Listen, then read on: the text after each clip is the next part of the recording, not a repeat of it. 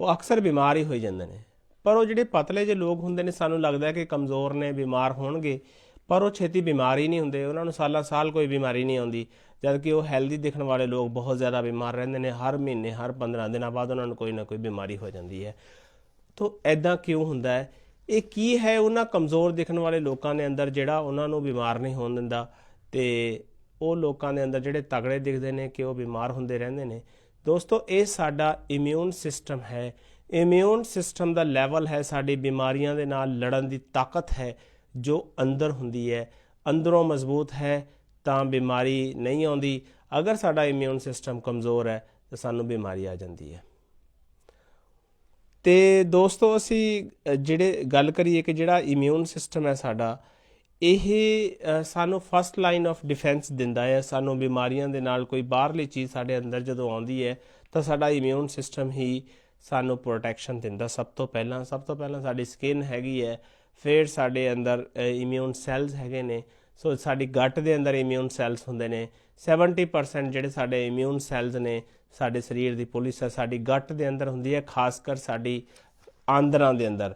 ਤੋ ਉਹਨਾਂ ਆਂਦਰਾਂ ਦੇ ਅੰਦਰ ਇਹਨੂੰ ਮਿਊਕੋਸਾ ਐਸੋਸੀਏਟਡ ਜਿਹੜਾ ਹੈਗਾ ਲਿੰਫੋਇਡ ਟਿਸ਼ੂ ਕਹਿੰਦੇ ਨੇ, ਜਾਂ ਫਿਰ ਗੱਟ ਐਸੋਸੀਏਟਡ ਟਿਸ਼ੂ ਕਿਹਾ ਜਾਂਦਾ ਹੈ। ਇਮਿਊਨ ਸਿਸਟਮ ਦੇ ਸੈੱਲ ਹੁੰਦੇ ਨੇ ਅਤੇ ਇਹ ਸਾਨੂੰ ਇਮਿਊਨਿਟੀ ਪ੍ਰੋਵਾਈਡ ਕਰਦੇ ਨੇ, first line of defence provide ਕਰਦੇ ਨੇ।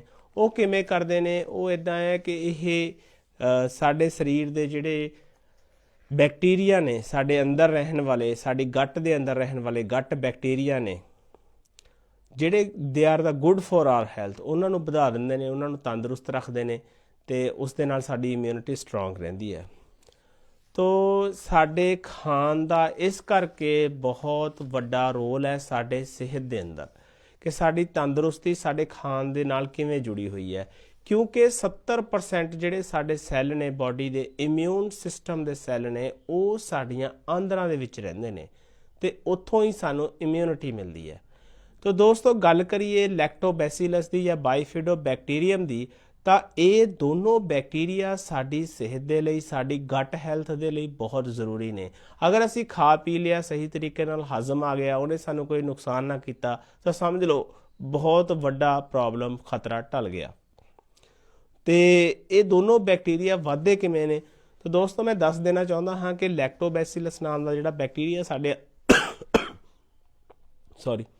ਸਾਡੇ ਅੰਦਰ ਰਹਿੰਦਾ ਹੈ, ਤਾਂ ਉਹ ਬੈਕਟੀਰੀਆ ਸਾਨੂੰ ਲੈਕਟੋਜ਼ ਇਨਟੋਲਰੈਂਸ ਤੋਂ ਬਚਾਉਂਦਾ। ਕੁਝ ਲੋਕਾਂ ਨੂੰ ਕੀ ਹੁੰਦਾ ਹੈ, ਜ਼ਿਆਦਾ ਮਿੱਠਾ ਖਾਣ ਨਾਲ, ਖਾਸ ਕਰ ਫਰੂਟ ਖਾਣ ਦੇ ਨਾਲ ਦਿੱਕਤ ਆਉਂਦੀ ਹੈ, ਤਾਂ ਉਹ ਚੀਜ਼ ਤੋਂ ਸਾਨੂੰ ਲੈਕਟੋਬੈਸੀਲਸ ਨਾਮ ਦਾ ਬੈਕਟੀਰੀਆ ਬਚਾਉਂਦਾ ਹੈ। ਅਤੇ ਇਸੇ ਤਰ੍ਹਾਂ ਜਿਹੜਾ ਬਾਇਓਫਿਡੋ ਬੈਕਟੀਰੀਅਮ ਹੈ, ਉਹ ਸਾਨੂੰ ਇਨਫਲੇਮੇਟਰੀ ਬਾਊਲ ਡਿਜ਼ੀਜ਼ ਤੋਂ ਬਚਾਉਂਦਾ ਹੈ। ਸਾਡੇ ਪੇਟ ਦੀ ਇੱਕ ਪ੍ਰੋਬਲਮ ਹੁੰਦੀ ਹੈ, ਬਹੁਤ ਕਾਮਨ ਹੈ ਦੁਨੀਆ ਨੂੰ ਇਹ ਪ੍ਰੋਬਲਮ, ਤਾਂ ਉਹ ਉਹਨਾਂ ਤੋਂ ਬਚਾਉਂਦਾ ਹੈ। ਤਾਂ ਹੁਣ ਜਿਹੜਾ ਸਾਡਾ ਲੈਕਟੋਬੈਸੀਲਸ ਨਾਮ ਦਾ ਬੈਕਟੀਰੀਆ ਹੈ, ਇਹ ਦਹੀਂ ਦੇ ਵਿੱਚ ਬਹੁਤ ਮਾਤਰਾ 'ਚ ਹੁੰਦਾ ਹੈ। ਇਸੇ ਤਰ੍ਹਾਂ ਬਾਈਫਿਡੋ ਬੈਕਟੀਰੀਅਮ ਦਹੀਂ 'ਚ ਹੁੰਦਾ ਹੈ, ਪਨੀਰ 'ਚ ਹੁੰਦਾ ਹੈ। ਇਸੇ ਤਰ੍ਹਾਂ ਸਾਡੀ ਜਿਹੜੀ ਯੋਗਹਾਰਟ ਹੈ, ਦਹੀਂ ਹੁੰਦੀ ਹੈ ਇੱਕ ਤਰ੍ਹਾਂ ਦੀ ਮਿੱਠੀ। ਇਸੇ ਤਰ੍ਹਾਂ ਓਲਿਵਸ ਨੇ, ਜਿੰਨੇ ਵੀ ਆਇਲਸ ਨੇ, ਉਹਨਾਂ ਦੇ ਅੰਦਰ ਬਹੁਤ ਸਾਰਾ ਹੁੰਦਾ ਹੈ। ਇਹ ਸਾਡੇ ਕੋਲ ਆਇਲਸ ਨਹੀਂ, ਫਰੂਟ ਓਲਿਵ ਦੇ, ਤਾਂ ਉਹਨਾਂ ਦੇ ਅੰਦਰ ਇਹ ਬੈਕਟੀਰੀਆ ਹੁੰਦਾ ਹੈ। ਤਾਂ ਇਹ ਸਾਡੀ ਸਿਹਤ ਦੇ ਲਈ ਬਹੁਤ ਹੀ ਫਾਇਦੇਮੰਦ ਹੈ। ਚਲੋ, ਹੁਣ ਇਹ ਤਾਂ ਸਾਨੂੰ ਸਮਝ ਆ ਗਿਆ ਕਿ ਇਹ ਜਿਹੜੇ ਬੈਕਟੀਰੀਆ ਨੇ ਸਾਡੀ ਗੱਟ ਦੇ ਅੰਦਰ, ਗੱਟ ਦਾ ਮਤਲਬ ਹੈ ਸਾਡੇ ਮੂੰਹ ਤੋਂ ਲੈ ਕੇ ਸਾਡੇ ਮਲ ਤਿਆਗ ਨਲੀ ਤੱਕ ਜੋ ਵੀ ਇੱਕ ਨਿਜ਼ਾਮ ਹੈ, ਉਸ ਨੂੰ ਗੱਟ ਕਿਹਾ ਜਾਂਦਾ ਹੈ। ਤਾਂ ਇਹੀ ਰੋਲ ਪਲੇ ਕਰਦੀ ਹੈ ਸਾਡੀਆਂ ਬਿਮਾਰੀਆਂ ਤੋਂ ਬਚਣ ਦੇ ਲਈ, ਸਾਡੀਆਂ ਬਿਮਾਰੀਆਂ ਤੋਂ ਸਾਨੂੰ ਦੂਰ ਰੱਖਣ ਦੇ ਲਈ, ਪੈਥੋਜਨ ਤੋਂ ਸਾਨੂੰ ਦੂਰ ਰੱਖਣ ਦੇ ਲਈ। ਅਤੇ ਹੁਣ ਉਹ ਕਿਹੜੀਆਂ ਚੀਜ਼ਾਂ ਨੇ ਜਿਨ੍ਹਾਂ ਨੂੰ ਅਸੀਂ ਦੂਰ ਕਰਕੇ ਸਿਹਤ ਨੂੰ ਤੰਦਰੁਸਤ ਰੱਖ ਸਕਦੇ ਹਾਂ? ਉਹ ਕਿਹੜੀਆਂ ਚੀਜ਼ਾਂ ਨੇ ਜਿਹੜੀਆਂ ਇਹ ਗੱਟ ਬੈਕਟੀਰੀਆ ਨੂੰ ਮਾਰ ਦਿੰਦੀਆਂ ਨੇ, ਜਾਂ ਕਮਜ਼ੋਰ ਕਰ ਦਿੰਦੀਆਂ ਨੇ, ਜਾਂ ਇਮਿਊਨ ਸੈੱਲਸ ਨੂੰ ਘਟਾ ਦਿੰਦੀਆਂ ਨੇ, ਜਾਂ ਫਿਰ ਜਿਹੜੇ ਸੈੱਲ ਨੇ ਸਾਡੇ ਇਮਿਊਨ ਸਿਸਟਮ ਦੇ, ਉਹਨਾਂ ਨੂੰ ਕਮਜ਼ੋਰ ਕਰ ਦਿੰਦੀਆਂ ਨੇ? ਤਾਂ ਉਹਨਾਂ ਦੇ ਵਿੱਚ ਸਭ ਤੋਂ ਪਹਿਲਾਂ ਸਾਡਾ ਆਉਂਦਾ ਆ ਪ੍ਰੋਸੈਸਡ ਫੂਡ। ਜੇ ਅਸੀਂ ਪ੍ਰੋਸੈਸਡ ਫੂਡ ਲਵਾਂਗੇ ਤਾਂ ਸਾਡੇ ਇਮਿਊਨ ਸਿਸਟਮ ਨੂੰ ਸਿੱਧਾ ਕਮਜ਼ੋਰੀ ਆ ਜਾਏਗੀ। ਵਰਲਡ ਹੈਲਥ ਆਰਗੇਨਾਈਜੇਸ਼ਨ ਦੀ ਇੱਕ ਰਿਸਰਚ ਦੇ ਮੁਤਾਬਿਕ ਜਿੰਨੇ ਵੀ ਫਾਸਟ ਫੂਡ ਨੇ ਉਹ ਸਾਨੂੰ ਪ੍ਰੋਬਲਮ ਕਰਦੇ ਨੇ, ਉਹ ਸਾਡਾ ਇਨਫਲੇਮੇਸ਼ਨ ਰੇਟ ਵਧਾ ਦਿੰਦੇ ਨੇ, ਕੈਂਸਰ ਹੋਣ ਦੇ ਚਾਂਸ ਵੱਧ ਜਾਂਦੇ ਨੇ, ਅਲਰਜੀਆਂ ਬਹੁਤ ਸਾਰੀਆਂ ਹੋ ਜਾਂਦੀਆਂ ਨੇ, ਆਟੋ ਇਮਿਊਨ ਡਿਜ਼ੀਜ਼ਿਸ ਵੱਧ ਜਾਂਦੇ ਨੇ, ਸਾਡੇ DNA ਦੇ ਵਿੱਚ ਵੀ ਚੇਂਜਸ ਕਰ ਦਿੰਦੀਆਂ ਨੇ, ਉਹਨਾਂ ਨੂੰ ਵੀ ਕਮਜ਼ੋਰ ਕਰ ਦਿੰਦੀਆਂ ਨੇ, ਤੇ ਸਾਡਾ ਜਿਹੜਾ ਵਿਟਾਮਿਨਸ ਦਾ ਲੈਵਲ ਹੈ ਸਾਡੀ ਬਾਡੀ ਦੇ ਅੰਦਰ ਉਹ ਵੀ ਘੱਟ ਕਰ ਦਿੰਦੀਆਂ ਨੇ। ਵਿਟਾਮਿਨ ਅਸੀਂ ਸਾਡੀ ਬਾਡੀ ਸਿੰਥੇਸਾਈਜ਼ ਨਹੀਂ ਕਰ ਰਹੇ, ਅਸੀਂ ਬੜੀ ਮੁਸ਼ਕਿਲ ਬਾਹਰੋਂ ਲੈਂਦੇ ਹਾਂ, ਪਰ ਉਹ ਸਾਰਾ ਕੁਝ ਖਤਮ ਹੋ ਜਾਂਦਾ ਹੈ ਪ੍ਰੋਸੈਸਡ ਫੂਡ ਦੇ ਨਾਲ, ਜੰਕ ਫੂਡ ਦੇ ਨਾਲ। ਫਾਸਟ ਫੂਡ ਹੋ ਗਿਆ, ਇਸੇ ਤਰ੍ਹਾਂ ਪ੍ਰੋਸੈਸਡ ਫੂਡ ਹੋ ਗਿਆ, ਇਹ ਸਾਰਾ ਸਾਡੀ ਸਿਹਤ ਦੇ ਲਈ ਹਾਨੀਕਾਰਕ ਹੈ। ਜਦੋਂ ਵੀ ਖਾਣਾ ਹੈ ਤਾਂ ਨੈਚੁਰਲ ਫੂਡ ਖਾਓ, ਤਾਜ਼ਾ ਖਾਓ। ਤੇ ਦੂਸਰੀ ਗੱਲ ਇਹ ਹੈ ਕਿ ਸਾਨੂੰ ਸਾਡਾ ਵਿਟਾਮਿਨ ਲੈਵਲ ਜ਼ਰੂਰ ਚੈੱਕ ਕਰਨਾ ਚਾਹੀਦਾ ਹੈ। ਸਾਡੇ ਬਾਡੀ ਦੇ ਅੰਦਰ ਵਿਟਾਮਿਨ ਅਸੀਂ ਕਿੰਨੇ ਕੁ ਲੈ ਰਹੇ ਹਾਂ, ਕਿੰਨੇ ਕੁ ਨਹੀਂ ਲੈ ਰਹੇ, ਤਾਂ ਉਹ ਲੈਵਲ ਦਾ ਚੈੱਕ ਕਰਨਾ ਬਹੁਤ ਜ਼ਰੂਰੀ ਹੈ, ਕਿਉਂਕਿ ਵਿਟਾਮਿਨਸ ਨੇ they are essential for life activities, ਸਾਡੇ ਮੈਟਾਬੋਲਿਜ਼ਮ ਦੇ ਲਈ ਬਹੁਤ ਜ਼ਰੂਰੀ ਨੇ, ਤੇ ਇਹ ਸਾਡੀ ਪਾਚਨ ਪ੍ਰਣਾਲੀ ਦੇ ਅੰਦਰ ਬਹੁਤ ਸਾਰਾ ਰੋਲ ਪਲੇ ਕਰਦੇ ਨੇ। ਖਾਸ ਕਰ ਸਾਡੇ ਇਮਿਊਨ ਸਿਸਟਮ ਦੇ ਨਾਲ ਜੁੜੇ ਹੋਏ ਕੰਮਾਂ ਦੇ ਵਿੱਚ ਵੀ ਇਹ ਸਾਡੀ ਬਹੁਤ ਹੈਲਪ ਕਰਦੇ ਨੇ ਜਿਹੜੇ ਵਿਟਾਮਿਨ ਨੇ। ਤਾਂ ਇਹ ਸਾਡੇ ਜਿਹੜੇ ਸੈੱਲ ਨੇ, ਇਮਿਊਨ ਸਿਸਟਮ ਦੇ ਸੈੱਲ ਨੇ, ਉਹਨਾਂ ਨੂੰ ਇਮਿਊਨ ਸੈੱਲ ਕੇ ਵਾਈਟ ਬਲੱਡ ਸੈੱਲਸ ਹੁੰਦੇ ਨੇ, ਉਹਨਾਂ ਨੂੰ ਇੱਕ ਜ਼ਰੂਰਤ ਹੈ ਲਗਾਤਾਰ ਉਹ ਡਿਵਾਈਡ ਕਰਦੇ ਰਹਿੰਦੇ ਨੇ। ਡਿਵਾਈਡ ਮਤਲਬ ਇੱਕ ਸੈੱਲ ਤੋਂ ਦੋ ਤੋਂ ਚਾਰ, ਚਾਰ ਤੋਂ 6 ਇਸ ਤਰ੍ਹਾਂ ਵੱਧਦੇ ਰਹਿੰਦੇ ਨੇ ਉਹ, ਕਿਉਂਕਿ ਜ਼ਰੂਰਤ ਹੁੰਦੀ ਹੈ, ਲਗਾਤਾਰ ਡਿਵਾਈਡ ਕਰਦੇ ਰਹਿੰਦੇ ਨੇ। ਤਾਂ ਉਸ ਦੇ ਲਈ ਵਿਟਾਮਿਨਸ ਦੀ ਜ਼ਰੂਰਤ ਬਹੁਤ ਹੁੰਦੀ ਹੈ। ਤਾਂ ਇਹ ਵਿਟਾਮਿਨ ਨੇ ਜਿਹੜੇ ਸਾਨੂੰ ਸਾਡੇ ਇਮਿਊਨ ਦੇ ਸੈੱਲਾਂ ਨੂੰ ਡਿਵਾਈਡ ਕਰਨ 'ਚ ਬਹੁਤ ਹੈਲਪ ਕਰਦੇ ਨੇ। ਖਾਸ ਕਰ ਵਿਟਾਮਿਨ ਡੀ, ਇੱਕ ਰਿਸਰਚ ਤੋਂ ਪਤਾ ਲੱਗਿਆ ਕਿ ਜਿਨ੍ਹਾਂ ਲੋਕਾਂ ਦੇ ਅੰਦਰ ਕਰੋਨਿਕ ਇਨਫੈਕਸ਼ਨ ਮੌਜੂਦ ਹੁੰਦੀ ਹੈ, ਮਤਲਬ ਲੰਬੇ ਸਮੇਂ ਦੀ ਬਿਮਾਰੀ ਹੁੰਦੀ ਹੈ, ਤਾਂ ਉਹਨਾਂ ਦੇ ਵਿੱਚ ਵਿਟਾਮਿਨ ਡੀ ਹਮੇਸ਼ਾ ਘੱਟ ਪਾਇਆ ਜਾਂਦਾ ਹੈ। ਤਾਂ ਵਿਟਾਮਿਨ ਡੀ ਜਿਵੇਂ ਹੀ ਘਟਦਾ ਹੈ, ਉੱਦਾਂ ਹੀ ਸਾਡੇ ਸਰੀਰ ਦੇ ਇਮਿਊਨ ਸੈੱਲ ਨੇ ਜਿਹੜੇ ਉਹ ਖਰਾਬ ਹੋ ਜਾਂਦੇ ਨੇ, ਕਮਜ਼ੋਰ ਹੋ ਜਾਂਦੇ ਨੇ, ਤੇ ਅਲਟੀਮੇਟਲੀ ਇਹ ਸਾਨੂੰ ਇੱਕ ਲੰਬੀ ਬਿਮਾਰੀ ਲੱਗ ਜਾਂਦੀ ਹੈ। ਤਾਂ ਇਸ ਲਈ ਲੋਕ ਕਹਿੰਦੇ ਨੇ ਕਿ ਤੁਸੀਂ ਵਿਟਾਮਿਨ ਡੀ ਦੇ ਜਿਹੜੀਆਂ ਚੀਜ਼ਾਂ ਤੋਂ ਮਿਲਦਾ ਹੈ, ਸਭ ਤੋਂ ਪਹਿਲਾਂ ਧੁੱਪ 'ਚ ਬੈਠੋ, ਅੱਧਾ ਘੰਟਾ ਧੁੱਪ ਦਾ ਐਕਸਪੋਜ਼ਰ ਜ਼ਰੂਰੀ ਹੈ।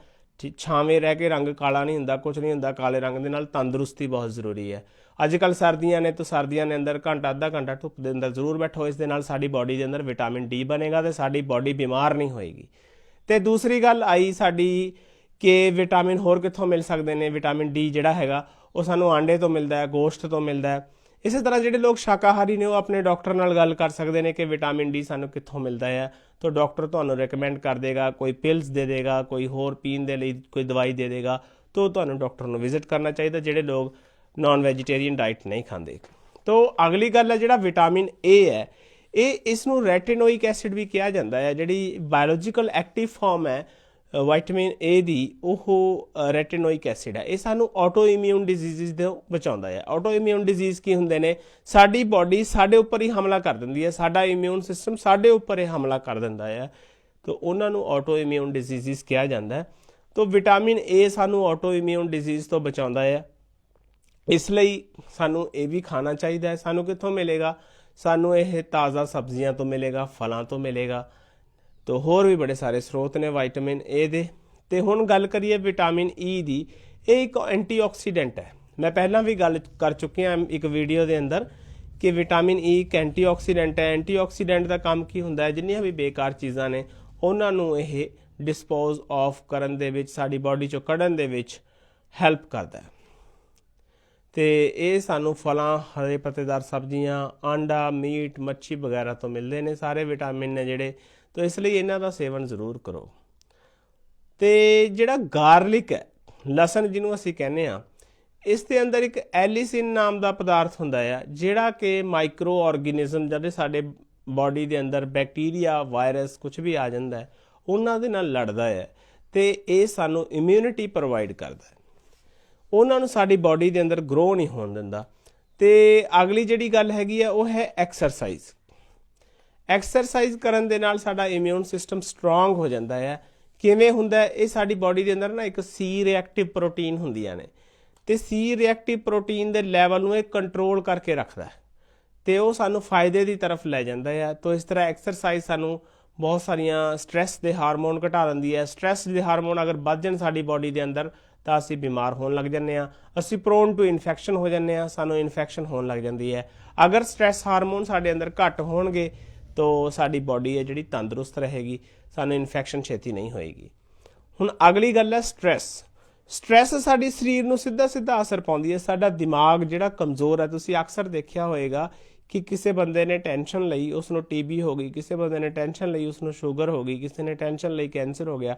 तो दोस्तों असल ਦੇ ਵਿੱਚ ਉਹ ਚੀਜ਼ਾਂ ਉਹਦੇ ਅੰਦਰ ਚੱਲ ਰਹੀਆਂ ਹੁੰਦੀਆਂ ਨੇ ਆਲਰੇਡੀ। ਪਰ ਜਦੋਂ ਸਟ੍ਰੈਸ ਆਉਂਦੀ ਹੈ, ਸਟ੍ਰੈਸ ਆਉਣ ਦੇ ਨਾਲ ਕੀ ਹੁੰਦਾ ਹੈ, ਉਸ ਦੀ ਬਿਮਾਰੀਆਂ ਦੇ ਲੜਨ ਦੇ ਨਾਲ ਜਿਹੜੀ ਤਾਕਤ ਹੁੰਦੀ ਹੈ, ਜਿਸ ਨੂੰ ਅਸੀਂ ਇਮਿਊਨ ਸਿਸਟਮ ਕਹਿੰਦੇ ਹਾਂ ਜਾਂ ਇਮਿਊਨਿਟੀ ਕਹਿੰਦੇ ਹਾਂ, ਉਹ ਇੱਕਦਮ ਉਸ ਦਾ ਲੈਵਲ ਨੀਚੇ ਗਿਰ ਜਾਂਦਾ ਸਟ੍ਰੈਸ ਦੇ ਨਾਲ। ਤੇ ਅਲਟੀਮੇਟਲੀ ਜੋ ਉਹਦੇ ਅੰਦਰ ਉਹ ਬਿਮਾਰੀਆਂ ਚੱਲ ਰਹੀਆਂ ਹੁੰਦੀਆਂ ਨੇ ਉਹ ਅੱਗੇ ਵੱਧ ਜਾਂਦੀਆਂ ਨੇ, ਉੱਪਰ ਆ ਜਾਂਦੀਆਂ ਨੇ, ਬੰਦੇ ਨੂੰ ਬਿਮਾਰ ਕਰ ਦਿੰਦੇ ਨੇ, ਉਹਦੇ ਲੱਛਣ ਦਿਖ ਜਾਂਦੇ ਨੇ ਤੇ ਫਿਰ ਅੱਗੇ ਕੰਪਲਿਕੇਸ਼ਨਸ ਆ ਜਾਂਦੀਆਂ ਨੇ। ਇਸ ਲਈ ਸਟ੍ਰੈਸ ਨੂੰ ਬੈਲੈਂਸ ਕਰਨਾ, ਸਟ੍ਰੈਸ ਨੂੰ ਮਿਨੀਮਮ ਕਰਨਾ ਬਹੁਤ ਜ਼ਰੂਰੀ ਹੈ, ਕਿਉਂਕਿ ਸਟ੍ਰੈਸ ਦੇ ਨਾਲ ਸਾਡੀ ਬਾਡੀ ਦੇ ਅੰਦਰ ਕੋਰਟੀਸੋਲ ਨਾਂ ਦਾ ਇੱਕ ਹਾਰਮੋਨ ਰਿਲੀਜ਼ ਹੁੰਦਾ ਹੈ ਜਿਹੜਾ ਸਿੱਧਾ ਸਾਡੇ ਇਮਿਊਨ ਸਿਸਟਮ ਨੂੰ ਵੀਕ ਕਰਦਾ ਹੈ। ਇਹ ਸਾਡੀ ਬਾਡੀ ਦੇ ਟੀ ਸੈੱਲ ਹੁੰਦੇ ਨੇ ਜਿਹੜੇ ਉਹਨਾਂ ਦੀ ਐਬਿਲਿਟੀ ਨੂੰ ਘਟਾ ਦਿੰਦਾ ਕਿ ਉਹ ਇਮਿਊਨ ਰਿਸਪੌਂਸ ਦੇਣ ਜਾਂ ਇਮਿਊਨ ਰਿਸਪੌਂਸ ਲੈਣ। ਟੀ ਸੈੱਲ ਦਾ ਸਾਡੀ ਬਾਡੀ ਦੇ ਅੰਦਰ ਬਹੁਤ ਵੱਡਾ ਰੋਲ ਹੈ, ਸਾਡੇ ਇਮਿਊਨ ਸਿਸਟਮ ਦੇ ਅੰਦਰ ਮੇਨ ਸੈੱਲ ਨੇ ਇਹ। ਤੇ ਜਿਹੜਾ ਇਸੇ ਤਰ੍ਹਾਂ ਐਂਟੀਬਾਡੀਜ਼ ਨੇ, ਜਿਵੇਂ ਕਿ ਇਮਿਊਨੋਗਲੋਬੁਲਿਨ ਏ ਹੈ, ਉਹ IgA ਜਿਹਨੂੰ ਅਸੀਂ ਕਹਿੰਦੇ ਹਾਂ, ਉਹ ਸਾਡੇ ਗੱਟ ਦੇ ਵਿੱਚ ਜਿੰਨੇ ਵੀ ਸੈੱਲ ਹੈਗੇ ਨੇ, ਫਸਟ ਲਾਈਨ ਆਫ ਡਿਫੈਂਸ ਹੈਗਾ, ਤੋ ਉਸ ਦਾ ਲੈਵਲ ਘਟ ਜਾਂਦਾ ਹੈ ਤੇ ਉਹ ਜਿਹੜੀ ਐਂਟੀਬਾਡੀ ਹੈ ਉਹਦਾ ਲੈਵਲ ਘਟਣ ਦੇ ਨਾਲ ਇਹ ਸਾਡਾ ਸਿਸਟਮ ਵੀਕ ਹੋ ਜਾਂਦਾ ਹੈ। ਤੇ ਜਿਹੜੇ ਲੋਕ ਜ਼ਿਆਦਾ ਸਟ੍ਰੈਸ ਨਹੀਂ ਲੈਂਦੇ ਹੈਗੇ ਉਹਨਾਂ ਦੇ ਅੰਦਰ ਟੀ ਸੈੱਲ ਦਾ ਲੈਵਲ ਬਹੁਤ ਜ਼ਿਆਦਾ ਹੁੰਦਾ ਹੈ। ਇਹ ਵੀ ਰਿਸਰਚ ਹੋਈ ਹੈ ਤੇ ਉਹ ਟੀ ਸੈੱਲ ਦੇ ਲੈਵਲ ਦੀ ਵਜ੍ਹਾ ਕਰਕੇ ਉਹ ਬਿਮਾਰੀਆਂ ਨਾਲ ਲੜ ਪਾਉਂਦੇ ਨੇ, ਬਿਮਾਰੀਆਂ ਨੂੰ ਸਿਹਤ ਚੋਂ ਕੱਢ ਪਾਉਂਦੇ ਨੇ। ਤੋ ਇਸ ਲਈ ਦੋਸਤੋ ਅਗਰ ਤੁਸੀਂ ਸੈੱਟ ਰਹਿਣਾ, ਤੰਦਰੁਸਤ ਰਹਿਣਾ ਹੈ ਤਾਂ ਐਕਸਰਸਾਈਜ਼ ਦਾ ਕਰਨਾ ਤੇ ਦੂਸਰਾ ਸਟ੍ਰੈਸ ਫ੍ਰੀ ਰਹਿਣਾ ਬਹੁਤ ਜ਼ਰੂਰੀ ਹੈ। ਅੱਛਾ, ਐਕਸਰਸਾਈਜ਼ ਕਰਨ ਦੇ ਨਾਲ ਸਾਨੂੰ ਇੱਕ ਹੋਰ ਫਾਇਦਾ ਹੋਏਗਾ, ਸਾਡੇ ਦਿਮਾਗ ਦੇ ਅੰਦਰ ਇੱਕ ਐਂਡੋਰਫਿਨ ਨਾਮ ਦੇ ਮੋਲੀਕਿਊਲ ਰਿਲੀਜ਼ ਹੁੰਦੇ ਨੇ ਜਦੋਂ ਅਸੀਂ ਨਾਰਮਲ ਐਕਸਰਸਾਈਜ਼ ਕਰਦੇ ਹਾਂ, ਥੋੜ੍ਹੀ ਬਹੁਤ ਅੱਧੇ ਘੰਟੇ ਦੇ ਕਰੀਬ, ਵਿਗਰਸ ਨਹੀਂ ਜਿਹਦੇ ਨਾਲ ਅਸੀਂ ਥੱਕ ਜਾਈਏ, ਉਹਦੇ ਨਾਲ ਇਮਿਊਨਿਟੀ ਕਮਜ਼ੋਰ ਹੋ ਜਾਂਦੀ ਹੈ, ਖਾਸ ਕਰ ਫਲੂਸ ਦੇ ਲਈ। ਤਾਂ ਸਾਨੂੰ ਜ਼ੁਕਾਮ ਜਾਂ ਹੋਰ ਇਸ ਤਰ੍ਹਾਂ ਦੀਆਂ ਛੋਟੀਆਂ ਮੋਟੀਆਂ ਜਿਹੜੀਆਂ ਪ੍ਰੋਬਲਮਸ ਹੁੰਦੀਆਂ ਨੇ ਉਹ ਬਹੁਤ ਜ਼ਿਆਦਾ ਜਲਦੀ ਹੋਣ ਦੇ ਚਾਂਸਿਸ ਹੁੰਦੇ ਨੇ। ਤਾਂ ਜ਼ਿਆਦਾ ਵਿਗਰਸ ਐਕਸਰਸਾਈਜ਼ ਸਾਡੀ ਇਮਿਊਨਿਟੀ ਨੂੰ ਘਟਾਉਂਦੀ ਹੈ। ਪਰ ਜਿਹੜੀ ਨਾਰਮਲ ਐਕਸਰਸਾਈਜ਼ ਹੈ, ਅੱਧਾ ਘੰਟਾ ਅਸੀਂ ਐਕਸਰਸਾਈਜ਼ ਕਰ ਲਈ ਤਾਂ ਸਾਡੀ ਇਮਿਊਨਿਟੀ ਦਾ ਲੈਵਲ ਵੱਧ ਜਾਂਦਾ ਹੈ, ਸਾਡਾ ਸਟ੍ਰੈਸ ਵੀ ਘਟ ਜਾਂਦਾ ਹੈ। ਇਸੇ ਤਰ੍ਹਾਂ ਅਗਲਾ ਵੱਡਾ ਫੈਕਟਰ ਹੈ ਉਹ ਜੋ ਇਸ ਤੋਂ ਨਾਲ ਹੀ ਲਾਸਟ ਵਾਲੀਆਂ ਦੋਨੋਂ ਗੱਲਾਂ ਦੇ ਵਿੱਚ ਜੁੜਿਆ ਹੋਇਆ, ਉਹ ਹੈ ਸਲੀਪ ਦਾ ਸਾਈਕਲ। ਪ੍ਰੋਪਰ ਸਲੀਪ ਲੈਣਾ, ਪ੍ਰੋਪਰ ਸੌਣਾ, ਇਹ ਸਾਡੇ ਸਰੀਰ ਦੇ ਲਈ ਬਹੁਤ ਜ਼ਰੂਰੀ ਹੈ, ਸਾਡੀ ਤੰਦਰੁਸਤੀ ਦੇ ਲਈ ਬਹੁਤ ਜ਼ਰੂਰੀ ਹੈ। ਅਗਰ ਤੁਸੀਂ ਪ੍ਰੋਪਰ ਨੀਂਦ ਨਹੀਂ ਲੈਂਦੇ ਤਾਂ ਤੁਹਾਡੀ ਬਾਡੀ ਜਿਹੜੀ ਹੈਗੀ ਆ ਉਹ ਪ੍ਰੋਬਲਮ 'ਚ ਆ ਜਾਂਦੀ ਹੈ, ਤੁਹਾਡੀ ਬਾਡੀ 'ਚ ਸਟ੍ਰੈਸ ਵੱਧ ਜਾਂਦੀ ਹੈ, ਤੁਹਾਡੀ ਬਾਡੀ ਥੱਕ ਜਾਂਦੀ ਹੈ, ਤੁਹਾਡੇ ਸੈੱਲ ਥੱਕ ਜਾਂਦੇ ਨੇ, ਅਲਟੀਮੇਟਲੀ ਉਹਨਾਂ ਦੀ ਲੜਨ ਦੀ ਤਾਕਤ ਵੀ ਘਟ ਜਾਂਦੀ ਹੈ।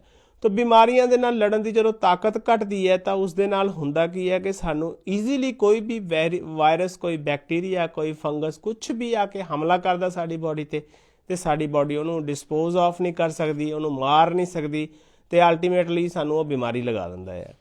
ਤਾਂ ਇਸ ਤਰ੍ਹਾਂ ਅਗਰ ਅਸੀਂ ਪ੍ਰੋਪਰ ਫਿਜ਼ੀਕਲ ਐਕਸਰਸਾਈਜ਼ ਨਹੀਂ ਕਰਾਂਗੇ ਤਾਂ ਇਸੇ ਤਰ੍ਹਾਂ ਅਸੀਂ ਪ੍ਰੋਪਰ ਜਿਹੜਾ ਸਲੀਪ ਸਾਈਕਲ ਨਹੀਂ ਹੋਏਗਾ, ਸਾਡੀ ਸਟ੍ਰੈਸ ਨਹੀਂ ਘਟੇਗੀ ਤਾਂ ਅਸੀਂ ਬਿਮਾਰ ਹੀ ਰਹਾਂਗੇ। ਤਾਂ ਇਹਨਾਂ ਗੱਲਾਂ ਦਾ ਧਿਆਨ ਰੱਖਣਾ ਬਹੁਤ ਜ਼ਰੂਰੀ ਹੈ। ਤਾਂ ਹੁਣ ਗੱਲ ਕਰਦੇ ਹਾਂ ਉਹਨਾਂ ਖਾਣਿਆਂ ਦੀ ਜਿਹੜੇ ਕਿ ਸਾਡੇ ਸਰੀਰ ਨੂੰ ਇਮਿਊਨਿਟੀ ਪ੍ਰੋਵਾਈਡ ਕਰਦੇ ਨੇ, ਸਾਡੇ ਸਰੀਰ ਨੂੰ ਇਮਿਊਨਿਟੀ ਦਿੰਦੇ ਨੇ, ਸਾਡੇ ਸਰੀਰ ਦੀ ਜਿਹੜੀ ਰੋਗਾਂ ਨਾਲ ਲੜਨ ਦੀ ਤਾਕਤ ਹੈ ਉਸ ਨੂੰ ਵਧਾਉਂਦੇ ਨੇ। ਸੋ ਸਭ ਤੋਂ ਪਹਿਲੀ ਗੱਲ ਹੈ ਦੋਸਤੋ, ਫਰੂਟਸ ਦਾ ਖਾਣਾ ਬਹੁਤ ਜ਼ਰੂਰੀ ਹੈ। ਜਿਵੇਂ ਪਪਾਇਆ, ਪਪੀਤੇ ਨੂੰ ਕਹਿੰਦੇ ਹਾਂ ਅਸੀਂ। ਤਾਂ ਪਪੀਤੇ ਦੇ ਅੰਦਰ ਵਿਟਾਮਿਨ C ਬਹੁਤ ਵੱਡੀ ਮਾਤਰਾ ਦੇ ਵਿੱਚ ਮੌਜੂਦ ਹੁੰਦਾ ਹੈ। ਇਸੇ ਤਰ੍ਹਾਂ ਪਪੀਤੇ ਦੇ ਅੰਦਰ ਇੱਕ ਐਂਜ਼ਾਈਮ ਹੁੰਦਾ, ਉਸ ਨੂੰ ਪੈਪੇਨ ਕਿਹਾ ਜਾਂਦਾ ਹੈ।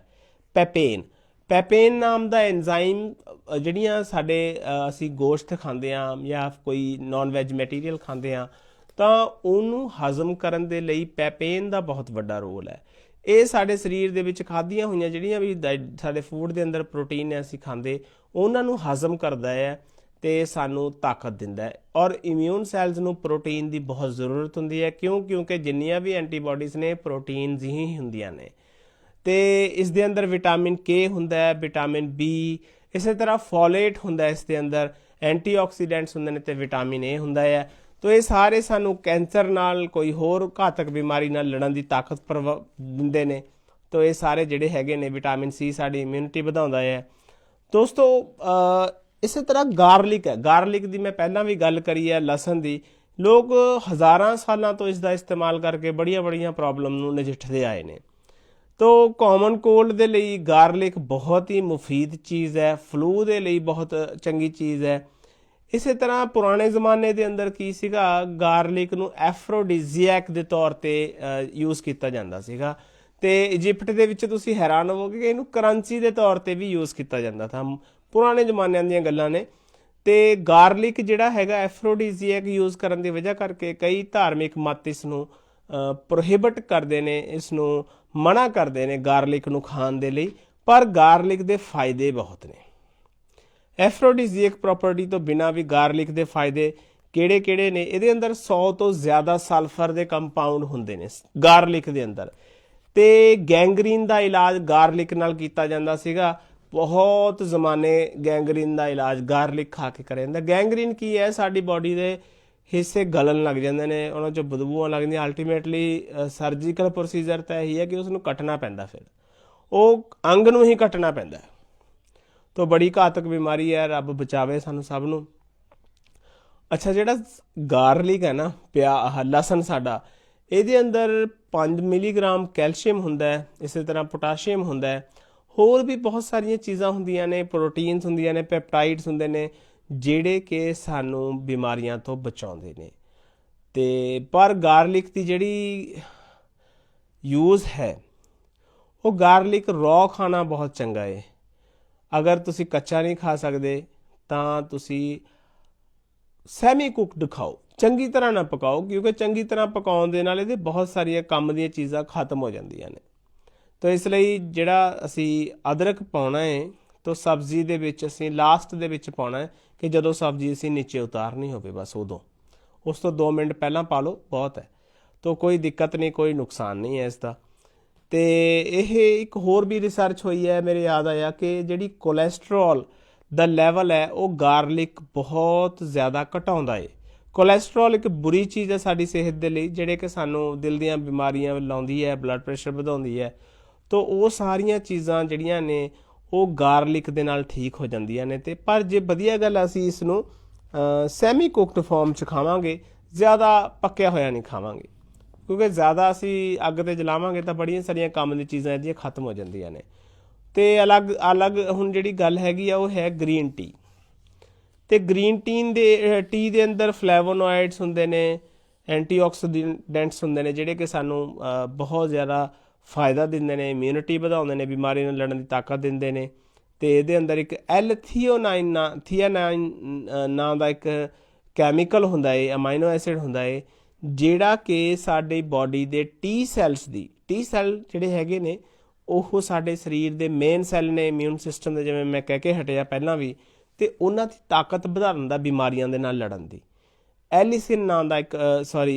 ਐਲਥੀਆਨਾਈਨ ਨਾਂ ਦਾ ਇੱਕ ਜਿਹੜਾ ਹੈ ਅਮਾਈਨੋ ਐਸਿਡ ਹੁੰਦਾ ਇਹਨਾਂ ਦੇ ਅੰਦਰ, ਜੋ ਇੱਕ ਤਾਕਤਵਰ ਚੀਜ਼ ਹੈ ਟੀ ਸੈਲਸ ਦੇ ਲਈ। ਤੇ ਬਰੋਕਲੀ ਦੀ ਗੱਲ ਕਰੀਏ, ਇਸੇ ਤਰ੍ਹਾਂ ਬਰੋਕਲੀ ਖਾਣ ਦੇ ਨਾਲ ਸਾਨੂੰ ਬਹੁਤ ਸਾਰੀਆਂ ਬਿਮਾਰੀਆਂ ਦੇ ਨਾਲ ਲੜਨ ਦੀ ਤਾਕਤ ਮਿਲਦੀ ਹੈ, ਕਿਉਂਕਿ ਬਰੋਕਲੀ ਦੇ ਅੰਦਰ ਵਿਟਾਮਿਨ A, C, E ਬਹੁਤ ਜ਼ਿਆਦਾ ਮਾਤਰਾ 'ਚ ਹੁੰਦਾ ਹੈ। ਇਹ ਸਾਰੇ ਅਲਟੀਮੇਟਲੀ ਕੋਲੈਸਟਰੋਲ ਦਾ ਲੈਵਲ ਘਟਾਉਂਦੇ ਨੇ। ਇਸੇ ਤਰ੍ਹਾਂ ਬੀਟਾ ਕੈਰੋਟੀਨ ਵੀ ਇਹਦੇ ਅੰਦਰ ਹੁੰਦੀ ਹੈ। ਤੇ ਬਰੋਕਲੀ ਜਿਹੜੀ ਹੈਗੀ ਆ, ਉਹਨੂੰ ਇੱਕ ਪਰਫੈਕਟ ਵੈਜੀਟੇਬਲ ਕਿਹਾ ਜਾਂਦਾ ਆ ਫॉर ਹੈਲਥ। ਤੇ ਪਰ ਹੁਣ ਇਹਨੂੰ ਵੀ ਜ਼ਿਆਦਾ ਪਕਾ ਕੇ ਨਹੀਂ ਖਾਣਾ ਚਾਹੀਦਾ। ਬਿਹਤਰ ਹੈ ਕਿ ਅਸੀਂ ਇਸ ਨੂੰ ਸਟੀਮ 'ਚ ਪਕਾ ਲਈਏ, ਥੋੜਾ ਪਾਣੀ ਦੀ ਸਟੀਮ ਲਈਏ ਤੇ ਉਸ ਦੇ ਅੰਦਰ ਹੀ ਬਰੋਕਲੀ ਪਕਾਈਏ ਤੇ ਖਾਈਏ। ਤਾਂ ਦੋਸਤੋ, ਹੁਣ ਮੈਂ ਅੱਗੇ ਗੱਲ ਕਰਨ ਜਾ ਰਿਹਾ ਉਸ ਚੀਜ਼ ਦੀ ਜੋ ਕਿ ਇਮਿਊਨਿਟੀ ਦੇ ਅੰਦਰ ਬਹੁਤ ਵੱਡਾ ਰੋਲ ਪਲੇ ਕਰਦਾ। ਉਸ ਚੀਜ਼ ਦਾ ਨਾਂ ਹੈ ਅਦਰਕ। ਉਸ ਦਾ ਨਾਂ ਹੈ ਅਦਰਕ। ਤੇ ਅਦਰਕ ਦੇ ਖਾਣ ਦੇ ਨਾਲ ਸਾਡੀ ਬਾਡੀ ਦੇ ਵਿੱਚੋਂ ਇਨਫਲੇਮੇਸ਼ਨ ਘਟ ਜਾਂਦੀ ਹੈ, ਸਾਡਾ ਗਲਾ ਖਰਾਬ ਨਹੀਂ ਹੁੰਦਾ, ਸਾਡੇ ਜਿਹੜੇ ਜੋੜ ਨੇ ਉਹਨਾਂ ਦੇ ਵਿੱਚ ਦਰਦ ਨਹੀਂ ਹੁੰਦਾ, ਸਾਨੂੰ ਫਲੂ ਦੀ ਇਨਫੈਕਸ਼ਨ ਨਹੀਂ ਹੁੰਦੀ ਛੇਤੀ, ਕਾਮਨ ਕੋਲਡ ਨਹੀਂ ਹੁੰਦਾ, ਠੰਡ ਨਹੀਂ ਲੱਗਦੀ, ਤੇ ਸਾਨੂੰ ਨੌਜ਼ੀਆ ਨਹੀਂ ਹੁੰਦਾ, ਵੋਮਿਟਿੰਗ ਨਹੀਂ ਹੁੰਦੀ। ਇਹ ਉਹ ਵਾਲੇ ਫਾਇਦੇ ਨੇ ਜਿਹੜੇ ਸਾਡੇ ਆਮ ਦੇਸੀ ਭਾਸ਼ਾ ਦੇ ਅੰਦਰ ਦੇਸੀ ਲੋਕ ਵਰਤਦੇ ਨੇ। ਤੇ ਦੋਸਤੋ, ਗੱਲ ਕਰੀਏ ਮੈਡੀਕਲ ਸਾਇੰਸ ਦੀ, ਰੀਸੈਂਟ ਰਿਸਰਚ ਹੋਈ ਹੈ, ਇਸ ਤੋਂ 18 ਜਾਂ 20 ਇਸ ਤਰ੍ਹਾਂ ਦੇ ਪ੍ਰੋਟੀਨ ਮਿਲੇ ਨੇ ਅਦਰਕ ਤੋਂ, ਜਿਹੜੇ ਸਾਡੇ ਇਮਿਊਨ ਸਿਸਟਮ ਨੂੰ ਸਿੱਧੀ ਸਪੋਰਟ ਕਰਦੇ ਨੇ।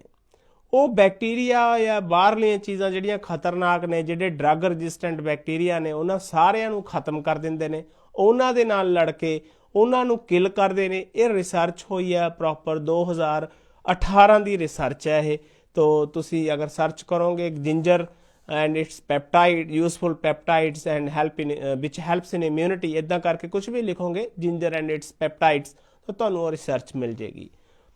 ਤੇ ਇਹ ਜਿਹੜਾ ਗਾਰਲਿਕ ਹੈ, ਸੌਰੀ ਜਿੰਜਰ ਹੈ, ਇਸ ਦੇ ਅੰਦਰ ਬਾਕੀ ਕੋਲੈਸਟਰੋਲ ਲੋਅਰਿੰਗ ਪ੍ਰੋਪਰਟੀਜ਼ ਨੇ, ਕੋਲੈਸਟਰੋਲ ਦਾ ਲੈਵਲ ਘਟਾਉਂਦਾ ਹੈ ਤੇ ਸਾਨੂੰ ਡਰੱਗ ਰਜਿਸਟੈਂਟ ਬੈਕਟੀਰੀਆ ਦੇ ਅਗੇਂਸਟ ਇਮਿਊਨਿਟੀ ਦਿੰਦਾ ਹੈ। ਅੱਜ ਕੱਲ੍ਹ ਦੀ ਬਹੁਤ ਵੱਡੀ ਪ੍ਰੋਬਲਮ ਹੈ ਐਂਟੀ ਮਾਈਕਰੋਬੀਅਲ ਰਜਿਸਟੈਂਸ। ਐਂਟੀ ਮਾਈਕਰੋਬੀਅਲ ਰਜਿਸਟੈਂਸ ਕੀ ਹੈ ਕਿ ਸਾਡੀ ਜਿਹੜੇ ਪੈਥੋਜਨਸ ਨੇ, ਜਿਹੜੇ ਬੈਕਟੀਰੀਆ ਸਾਨੂੰ ਨੁਕਸਾਨ ਕਰਦੇ ਨੇ, ਜਿਹੜੇ ਆਰਗੇਨਿਜ਼ਮ ਮਾਈਕਰੋ ਆਰਗੇਨਿਜ਼ਮ ਸਾਨੂੰ ਬਿਮਾਰੀਆਂ ਲਗਾਉਂਦੇ ਨੇ, ਉਹਨਾਂ ਦੇ ਉੱਪਰ ਨਾ ਐਂਟੀਬਾਇਓਟਿਕਸ ਦਾ ਅਸਰ ਖਤਮ ਹੋ ਗਿਆ। ਪਹਿਲਾਂ ਅਸੀਂ ਪੈਨਸਿਲਿਨ ਦੇ ਨਾਲ ਹੀ ਕੰਮ ਚੱਲ ਜਾਂਦਾ ਸੀਗਾ, ਪਰ ਉਹ ਤੋਂ ਸਿੱਖ ਗਏ ਕਿ ਬਈ ਪੈਨਸਿਲਿਨ ਦੇ ਨਾਲ ਮਰਨਾ ਨਹੀਂ, ਇਹ ਤੋਂ ਬਚਣਾ ਕਿਵੇਂ ਹੈ।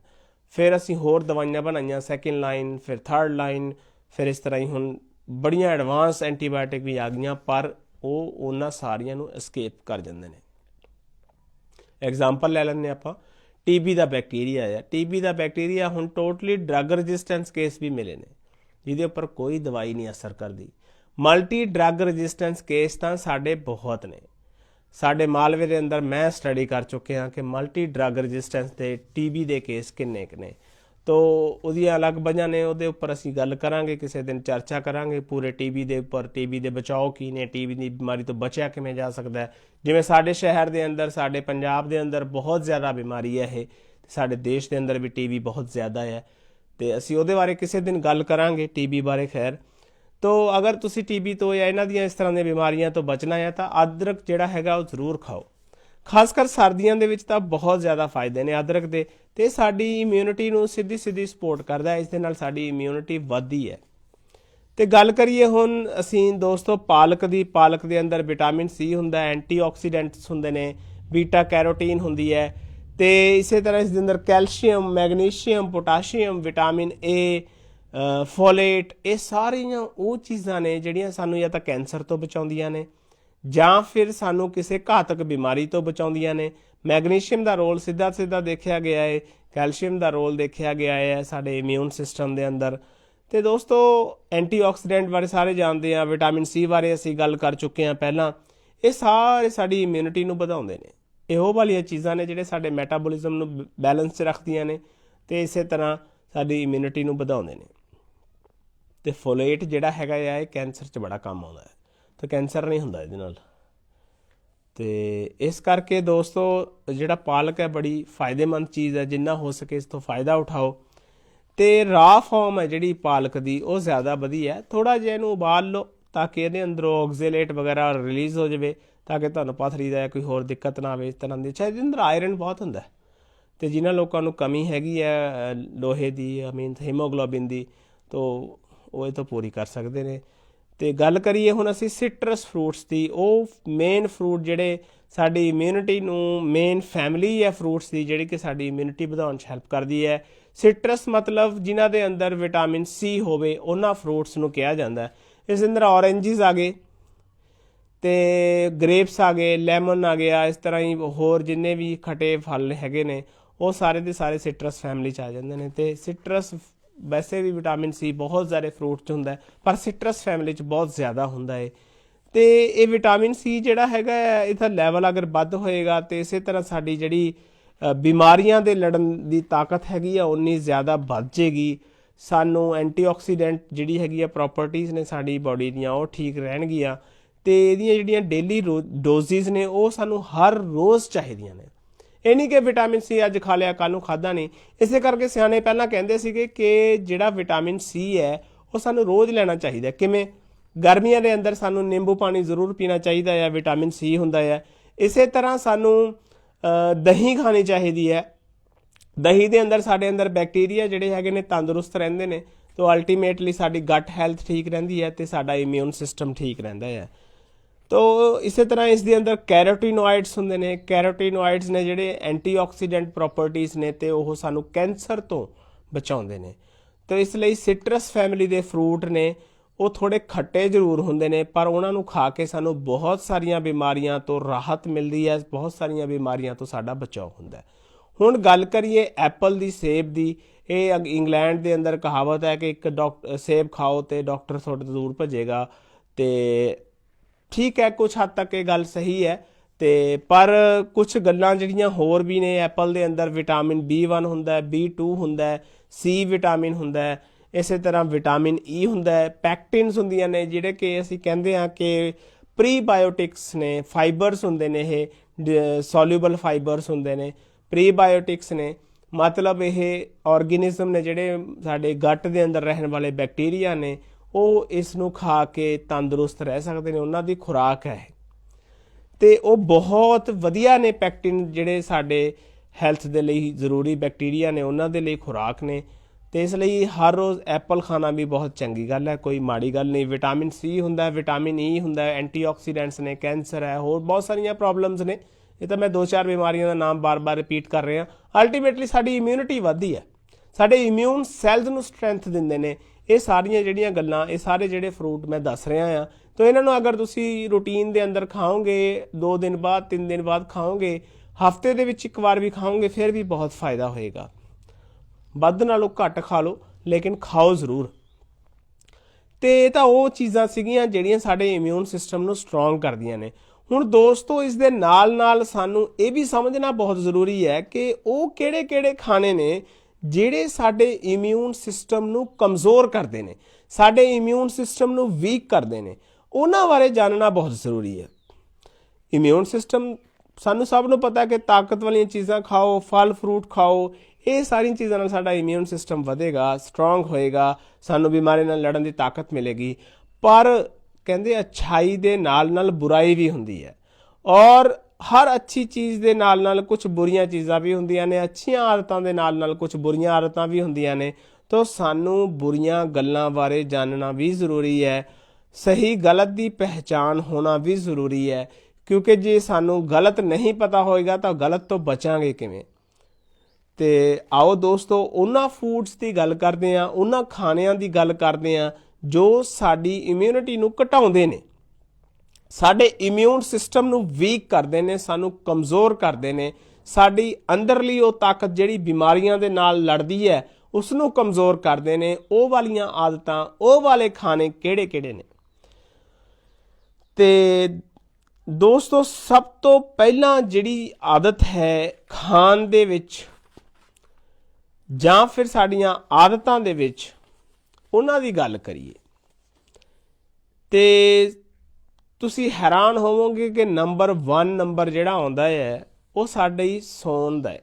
ਸਾਡੀ ਸਲੀਪ ਹੈਬਿਟਸ ਨੇ ਜਿਹੜੇ ਕਿ ਸਾਡੇ ਇਮਿਊਨ ਸਿਸਟਮ ਨੂੰ ਕਮਜ਼ੋਰ ਕਰਦੇ ਨੇ। ਕਿਵੇਂ ਕਰਦੇ ਨੇ? ਜਿਹੜੇ ਲੋਕ ਰਾਤ ਨੂੰ ਲੇਟ ਸੌਂਦੇ ਨੇ, ਟੀਵੀ, ਕੰਪਿਊਟਰ ਜਾਂ ਮੋਬਾਈਲ 'ਤੇ ਲੱਗੇ ਰਹਿੰਦੇ ਨੇ ਤੇ ਲੇਟ ਸੌਂਦੇ ਨੇ, ਦੋਸਤੋ ਉਹਨਾਂ ਨੂੰ ਦੱਸ ਦਈਏ, ਇੱਕ ਰਿਸਰਚ ਦੇ ਮੁਤਾਬਿਕ ਜੋ ਲੋਕ ਲੇਟ ਸੌਂਦੇ ਨੇ ਉਹਨਾਂ ਦਾ ਇਮਿਊਨ ਸਿਸਟਮ ਕਮਜ਼ੋਰ ਹੋ ਜਾਂਦਾ ਹੈ, ਕਿਉਂਕਿ ਉਹ ਆਪਣਾ ਬਾਇਓਲੋਜੀਕਲ ਕਲੌਕ ਹਿਲਾ ਲੈਂਦੇ ਨੇ, ਆਪਣਾ ਸਲੀਪ ਵੇਕ ਸਾਈਕਲ ਹਿਲਾ ਲੈਂਦੇ ਨੇ। ਅਲਟੀਮੇਟਲੀ ਉਹਨਾਂ ਦੇ ਅੰਦਰ ਕੋਰਟੀਸੋਲ ਰਿਲੀਜ਼ ਹੋਣ ਲੱਗ ਜਾਂਦਾ ਹੈ ਤੇ ਕੋਰਟੀਸੋਲ ਸਾਡੇ ਇਮਿਊਨ ਸਿਸਟਮ ਨੂੰ ਵੀਕ ਕਰਦਾ ਹੈ। ਇਸ ਕਰਕੇ ਜੋ ਲੋਕ ਲੇਟ ਸੌਂਦੇ ਨੇ, ਪ੍ਰੋਪਰ ਨੀਂਦ ਨਹੀਂ ਲੈਂਦੇ ਔਰ ਲੇਟ ਸੌਂਦੇ ਨੇ, ਉਹਨਾਂ ਨੂੰ ਇਮਿਊਨ ਸਿਸਟਮ ਦੀ ਪ੍ਰੋਬਲਮ ਆਉਂਦੀ ਹੈ, ਉਹਨਾਂ ਨੂੰ ਤਰ੍ਹਾਂ ਤਰ੍ਹਾਂ ਦੀਆਂ ਬਿਮਾਰੀਆਂ ਲੱਗਣ ਦਾ ਬਹੁਤ ਚਾਂਸ ਹੁੰਦਾ ਹੈ। ਖਾਸ ਕਰ ਦਿਲ ਦੀਆਂ ਬਿਮਾਰੀਆਂ, ਬਲੱਡ ਪ੍ਰੈਸ਼ਰ, ਹਾਰਟ ਦੀ ਕੋਈ ਪ੍ਰੋਬਲਮ ਜਾਂ ਫਿਰ ਸ਼ੂਗਰ, ਇਹ ਕਾਮਨ ਪ੍ਰੋਬਲਮਸ ਨੇ ਇਹਨਾਂ ਲੋਕਾਂ ਦੀਆਂ।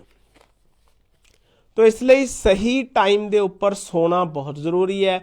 ਤੋ ਜਲਦੀ ਸੋਵੋ, ਜਲਦੀ ਉਠੋ।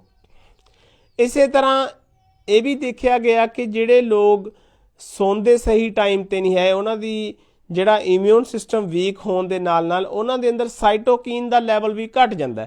ਸਾਈਟੋਕੀਨ ਕੀ ਨੇ? ਇੱਕ ਤਰ੍ਹਾਂ ਦੇ ਕੈਮੀਕਲਸ ਨੇ ਜਿਹੜੇ ਸਾਡੇ ਸਰੀਰ ਦੇ ਸੈੱਲਾਂ ਦੇ ਵਿੱਚ, ਇਮਿਊਨ ਸੈੱਲਾਂ ਦੇ ਵਿੱਚ ਆਪਸ 'ਚ ਕਮਿਊਨੀਕੇਟ ਕਰਦੇ ਨੇ। ਉਹ ਵਾਲੇ ਮੋਲੀਕਿਊਲਸ ਨੇ ਜਾਂ ਬਿਮਾਰੀਆਂ ਦੇ ਨਾਲ ਲੜਨ ਦੀ ਸਾਨੂੰ ਤਾਕਤ ਦਿੰਦੇ ਨੇ, ਤਾਂ ਉਹਨਾਂ ਦਾ ਲੈਵਲ ਵੀ ਘਟ ਜਾਂਦਾ। ਜੇ ਸਾਡਾ ਸਲੀਪ ਦਾ ਸਾਈਕਲ ਡਿਸਟਰਬਡ ਹੋਵੇ। ਇਸ ਲਈ ਸਾਨੂੰ ਇਹ ਚਾਹੀਦਾ ਕਿ ਅਸੀਂ ਪ੍ਰੋਪਰ ਟਾਈਮ 'ਤੇ ਸੋਈਏ, ਸਹੀ ਟਾਈਮ 'ਤੇ ਉੱਠੀਏ। ਦੂਸਰੀ ਉਹ ਆਦਤ ਹੈ ਕਿ ਕੁਝ ਲੋਕ ਸੋਚਦੇ ਨੇ ਕਿ ਐਕਸਰਸਾਈਜ਼ ਦੇ ਨਾਲ ਸਾਨੂੰ ਸਿਹਤ ਮਿਲੇਗੀ, ਤੋ ਉਹ ਸਿਹਤ ਲੈਣ ਦੇ ਚੱਕਰ ਦੇ ਵਿੱਚ ਕਈ ਵਾਰ ਆਪਣੀ ਸਿਹਤ ਖਰਾਬ ਕਰ ਲੈਂਦੇ ਨੇ। ਦੋਸਤੋ, ਨੋਰਮਲ ਐਕਸਰਸਾਈਜ਼, ਜਿਵੇਂ ਮੈਂ ਪਹਿਲਾਂ ਵੀ ਦੱਸਿਆ ਹੈ ਕਿ ਅੱਧੇ ਘੰਟੇ ਦੀ exercise is fine for you, ਲੇਕਿਨ ਕੁਝ ਲੋਕ ਵਿਗਰਸ ਐਕਸਰਸਾਈਜ਼ ਕਰ ਦਿੰਦੇ ਨੇ ਅਤੇ ਉਹ ਬਹੁਤ ਥੱਕ ਜਾਂਦੇ ਨੇ ਅਤੇ ਉਹਨਾਂ ਨੂੰ ਲੱਗਦਾ ਅਸੀਂ ਆਪਣੇ ਬਾਡੀ ਨੂੰ ਸਟਰੋਂਗ ਬਣਾ ਰਹੇ ਹਾਂ, ਪਰ ਅਸਲ 'ਚ ਉਹ ਆਪਣੇ ਇਮਿਊਨ ਸਿਸਟਮ ਨੂੰ ਵੀਕ ਕਰ ਲੈਂਦੇ ਨੇ। ਤੋ ਇਸ ਲਈ ਸਾਨੂੰ ਐਕਸਰਸਾਈਜ਼ ਵੀ ਇੱਕ ਲਿਮਟ 'ਚ ਕਰਨੀ ਚਾਹੀਦੀ ਹੈ। ਅਤੇ ਤੀਸਰਾ ਨੰਬਰ ਆਉਂਦਾ ਸ਼ੂਗਰ ਦਾ, ਜੋ ਕਿ ਮੇਰੇ ਖਿਆਲ 'ਚ ਮੈਨੂੰ ਪਹਿਲਾਂ ਡਿਸਕਸ ਕਰਨਾ ਚਾਹੀਦਾ ਸੀ। ਦੇਖੋ ਦੋਸਤੋ, ਬਹੁਤ ਵਾਰ ਰਿਸਰਚ ਹੋ ਚੁੱਕੀ ਹੈ ਕਿ ਜ਼ਿਆਦਾ ਸ਼ੂਗਰ ਦਾ ਲੈਣਾ, ਜ਼ਿਆਦਾ ਚੀਨੀ ਦਾ ਖਾਣਾ ਸਾਡੇ ਇਮਿਊਨ ਸਿਸਟਮ ਨੂੰ ਕਮਜ਼ੋਰ ਕਰਦਾ ਹੈ। ਹਾਈ ਸ਼ੂਗਰ ਡਾਈਟ ਸਾਡੀ ਬਾਡੀ ਦੇ ਅੰਦਰ ਵਿਟਾਮਿਨ ਸੀ ਨੂੰ ਘਟਾ ਦਿੰਦੀ ਹੈ ਅਤੇ ਸਾਡੇ ਬਾਡੀ ਦੇ ਅੰਦਰ ਵਿਟਾਮਿਨ ਸੀ ਜਿਹੜੀ ਹੈਗੀ ਹੈ ਉਸ ਨੂੰ ਸਾਡੇ ਵਾਈਟ ਬਲੱਡ ਸੈੱਲ ਦੇ ਵਿੱਚ ਐਂਟਰ ਨਹੀਂ ਹੋਣ ਦਿੰਦੀ ਸ਼ੂਗਰ ਹੈ ਜਿਹੜੀ, ਤਾਂ ਉਸ ਦੇ ਨਾਲ ਸਾਡੇ ਇਮਿਊਨਿਟੀ ਕਮਜ਼ੋਰ ਹੋ ਜਾਂਦੀ ਹੈ। ਅਤੇ ਇਸੇ ਤਰ੍ਹਾਂ ਜਿਹੜੀ ਅਸੀਂ ਇਸ ਪ੍ਰੋਬਲਮ ਨੂੰ ਦੂਰ ਕਰ ਸਕਦੇ ਹਾਂ ਉਹ ਇਹ ਹੈ ਕਿ ਸ਼ੂਗਰ ਅਸੀਂ ਘੱਟ ਤੋਂ ਘੱਟ ਖਾਈਏ, ਜਾਂ ਫਿਰ ਅਗਰ ਸ਼ੂਗਰ ਖਾਣ ਦੇ ਅਸੀਂ ਸ਼ੌਕੀਨ ਆ ਤਾਂ ਨੈਚੁਰਲ ਸ਼ੂਗਰ ਖਾਈਏ, ਜਿਵੇਂ ਫਰੂਟਸ ਦੇ ਅੰਦਰ ਹੁੰਦੀ ਹੈ। ਤੁਸੀਂ ਡੇਟਸ ਖਾਓ, ਬੜੀਆਂ ਮਿੱਠੀਆਂ ਹੁੰਦੀਆਂ ਨੇ, ਹਨੀ ਖਾਓ। ਇਸੇ ਤਰ੍ਹਾਂ ਤੁਸੀਂ ਹੋਰ ਕੋਈ ਫਰੂਟ ਖਾ ਸਕਦੇ ਹੋ ਜਿਹੜਾ ਮਿੱਠਾ ਹੈਗਾ, ਅਤੇ ਅੰਜੀਰ ਖਾਓ, ਹੈ ਨਾ। ਤੋ ਇਹ ਸਾਰੇ ਉਹ ਫਰੂਟਸ ਨੇ ਜਿਨ੍ਹਾਂ ਦੇ ਅੰਦਰ ਅੱਛੀ ਸ਼ੂਗਰ ਹੁੰਦੀ ਹੈ, ਹੋਰ ਵੀ ਹੋਣਗੇ ਬਹੁਤ ਸਾਰੇ, ਅਤੇ ਸੌਰੀ ਇਸੇ ਤਰ੍ਹਾਂ ਮੈਂਗੋਸ ਖਾਓ, ਗ੍ਰੇਪਸ ਨੇ, ਸਾਰੇ ਅੱਛੇ ਸੋਰਸਿਸ ਨੇ, ਨੈਚੁਰਲ ਸ਼ੂਗਰ ਦੇ ਸੋਰਸਿਸ ਨੇ। ਬਟ ਜਿਹੜੀ ਸਾਡੀ ਸਿੰਥੈਟਿਕ ਸ਼ੂਗਰ ਹੈ, ਸਲਫਰ ਵਾਲੀ ਸ਼ੂਗਰ ਹੈ, ਇਹ ਸਾਨੂੰ ਪ੍ਰੋਬਲਮ ਕਰਦੀ ਹੈ। ਅਤੇ ਅਗਲੀ ਆਦਤ ਹੈਗੀ ਹੈ ਸ਼ਰਾਬ ਪੀਣ ਦੀ। ਸ਼ਰਾਬ ਨਾ ਪੀਓ, ਇਹ ਤਮਾਮ ਬੁਰਾਈਆਂ ਦੀ ਜੜ ਹੈ। ਜਿੰਨੀਆਂ ਵੀ ਬੁਰਾਈਆਂ ਨੇ ਸ਼ਰਾਬ ਤੋਂ ਪੈਦਾ ਹੁੰਦੀਆਂ ਨੇ। ਤੋ ਸ਼ਰਾਬ ਜਿਹੜਾ ਹੈ ਸਾਡੇ ਜਿਹੜੇ ਇਮਿਊਨ ਸਿਸਟਮ ਦੇ ਵਾਈਟ ਬਲੱਡ ਸੈੱਲਸ ਨੇ ਉਹਨਾਂ ਦੀ ਪ੍ਰੋਡਕਸ਼ਨ ਨੂੰ ਹੀ ਘੱਟ ਕਰ ਦਿੰਦੀ ਹੈ, ਉਹਨਾਂ ਦੇ ਬਣਨ ਨੂੰ ਹੀ ਘੱਟ ਕਰ ਦਿੰਦੀ ਹੈ, ਅਤੇ ਅਲਟੀਮੇਟਲੀ ਸਾਡਾ ਇਮਿਊਨ ਸਿਸਟਮ ਜਿਹੜਾ ਹੈ ਕਮਜ਼ੋਰ ਹੋ ਜਾਂਦਾ ਹੈ, ਅਤੇ ਜਿਹੜੇ ਸਾਡੀ ਬਾਡੀ ਦੇ ਅੱਛੇ ਬੈਕਟੀਰੀਆ ਨੇ ਸ਼ਰਾਬ ਉਸ ਨੂੰ ਮਾਰ ਦਿੰਦੀ ਹੈ। ਉਹ ਸਾਰੇ ਸੌਰੀ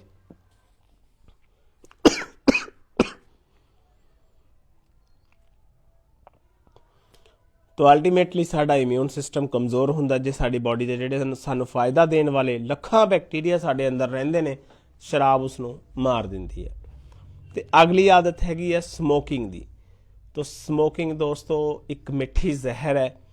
ਇਹ ਸਾਡੀ ਬਾਡੀ ਨੂੰ ਬਿਲਕੁਲ ਬੇਕਾਰ ਕਰ ਦਿੰਦੀ ਹੈ, ਸਾਡੇ ਅੰਦਰ ਆਕਸੀਡੇਟਿਵ ਸਟ੍ਰੈਸ ਜਨਰੇਟ ਕਰ ਦਿੰਦੀ ਹੈ, ਸਾਡੇ 'ਚ ਆਕਸੀਜਨ ਲੈਵਲ ਘੱਟ ਜਾਂਦਾ, ਆਕਸੀਜਨ ਦੀ ਸੈਚੂਰੇਸ਼ਨ ਘੱਟ ਜਾਂਦੀ ਹੈ।